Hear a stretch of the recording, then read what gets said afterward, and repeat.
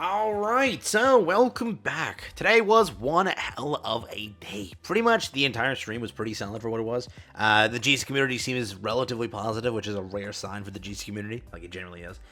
Today, though, we're going to go over the entire stream of whatever was showcased here, because there's a lot of great things, a lot of first-time evers with this entire update, and a lot of cool things that this kind of stream showcased and showed off when it comes to MAEL.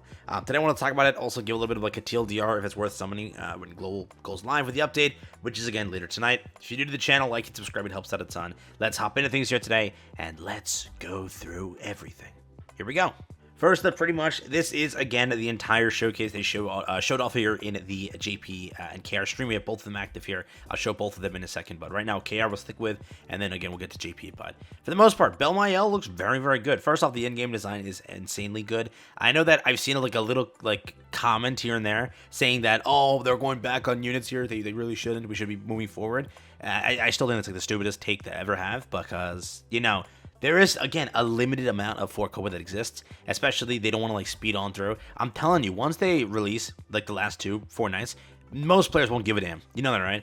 I keep asking, like, who do you want past, you know, Tristan and the other one, right? And most players just say, I don't know. They don't have an answer, so going back and picking up some units here and there is still great. And then at a point, you will see like a Merlin unit drop. You will see like a different Sin unit drop, and that's going to happen because there are 4 Koa kind of variants of them that are a bit different. So it's going to happen. So MAEL, not an issue, I don't think, in the slightest, in my opinion.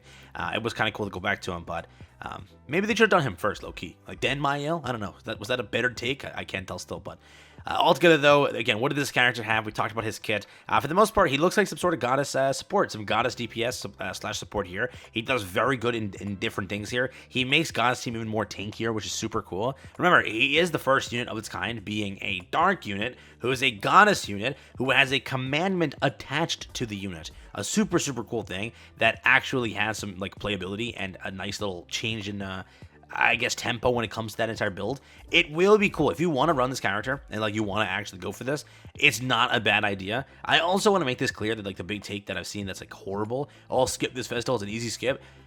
You know that it's not coming back till November, and then every comment I'm going to get for the rest of the year is going to be, when does MAEL return? And everyone's going to be like, oh, you know, we didn't need him originally, and then later on he gets good, or if he is good on release, they skip him still. And then just every comment for the next entire 6 months, 7 months, whatever, until November is going to be, oh my god, I should have got MAEL, or when does he return? So, just so you know, he's not coming back till November, December. You know that, right? Like, confirmed, he will not return. Like, that's almost 100% fact. Deanne did not return until November. Arthur did not return until November. MAEL did not return in November. It is a fact that it's not returning until then. So if you skip MAEL, you're not getting him for 7 months. Just so you know, to make that clear. Well, while we're on the topic, let's make that clear.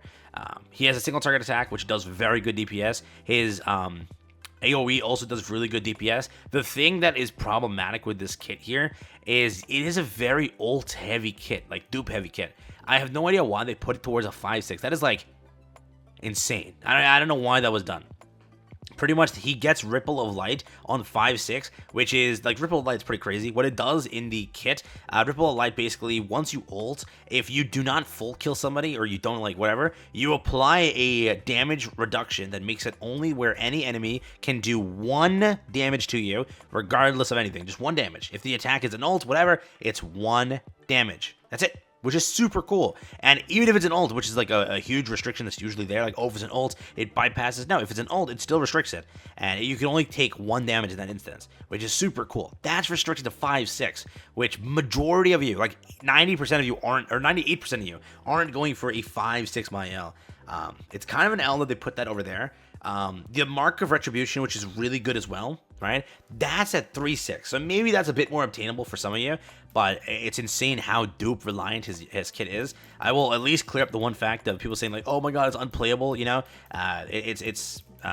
Like, now he's useless because they don't have the 5-6, and like the 5-6 is a must-have. The 5-6 is not a must-have. It's great to have, but it's not a must-have in the slightest.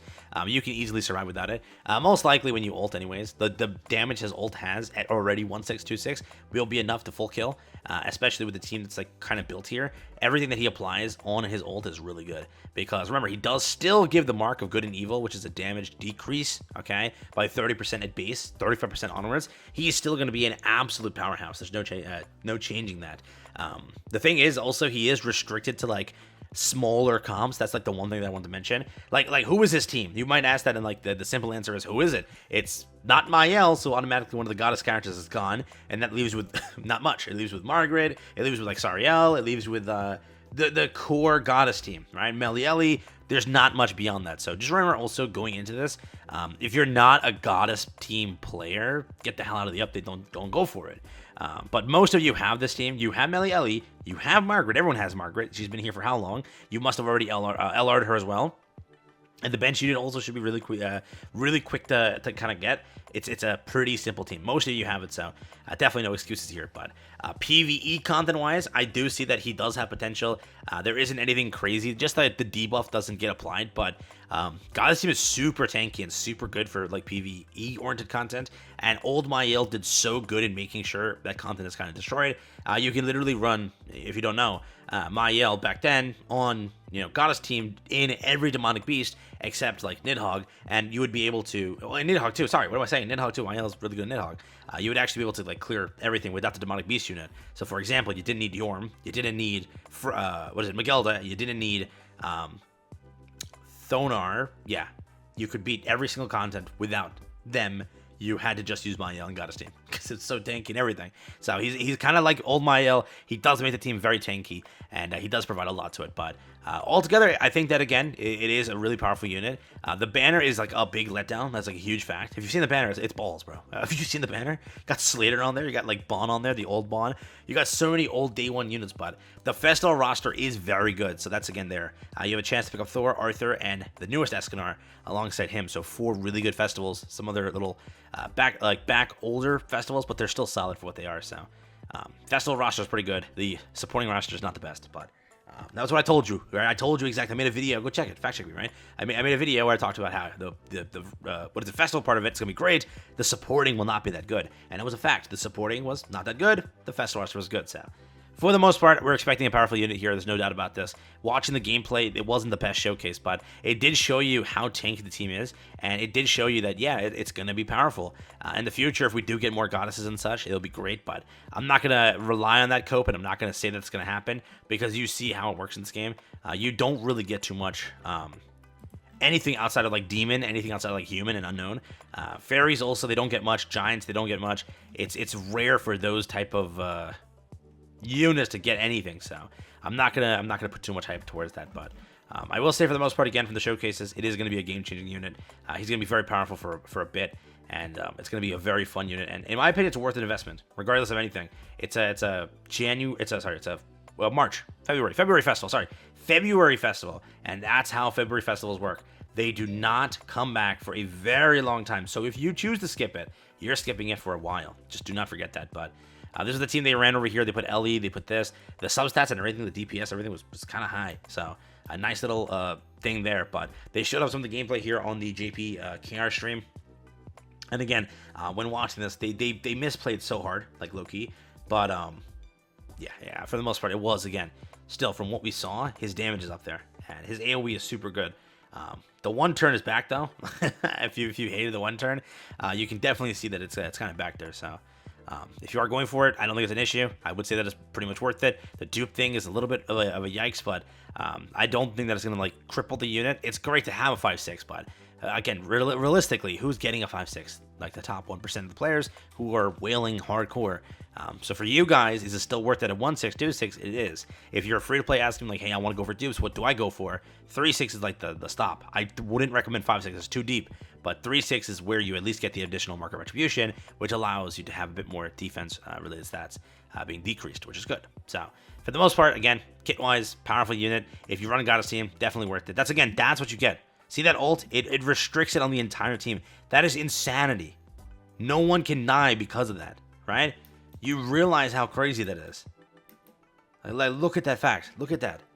That's why it's so good, that 5/6. In this case, if it just were to happen, that Melee had a 6/6, that Melee was buffed up and everything, half the team would have got cooked, right? Yeah, Melee has a revive and everything, but if you already used the revive, you might have just got cooked there. You can't get cooked because of that. It's insane, right? So, for what it is, sadly, right, having that extra ripple is pretty crazy, so. But again, you do get Ripple of Light by having the passive go off, which is a punishing wave. When that reaches max stacks, you get a ripple wave of light, which is super good. But again, imagine having an extra one. That is different, right? So that's there. But yeah, you do get a base ripple of light without having the ult, right? That is confirmed in the passive. So just so you know, take care, have fun. That's pretty much it. I want to show you the gameplay of what JP and KR cooked up here. But from what we've seen in the testing and such, when Demon Team goes first, it's hard to kill because, again, the tanking and everything. But we'll test tonight. We'll have our confirmed answer and see how everything is. This is, again, what damage they take from full-on Demon Team, which is, again, that's what Demon Team does. But they're able to, again, counter very quickly and do a chunk. MAEL's attack is like a chunk, dog. Here you go. Here's the chunk you'll see. So, again, that's applied. So, technically, you can't do much here until then. Melieli, or no, he goes straight into another MAEL, 187. Now the mark is placed. Once the mark is placed, bro, it's cooking time. Here we go. It takes care of this. Again, didn't break that because of the tanking.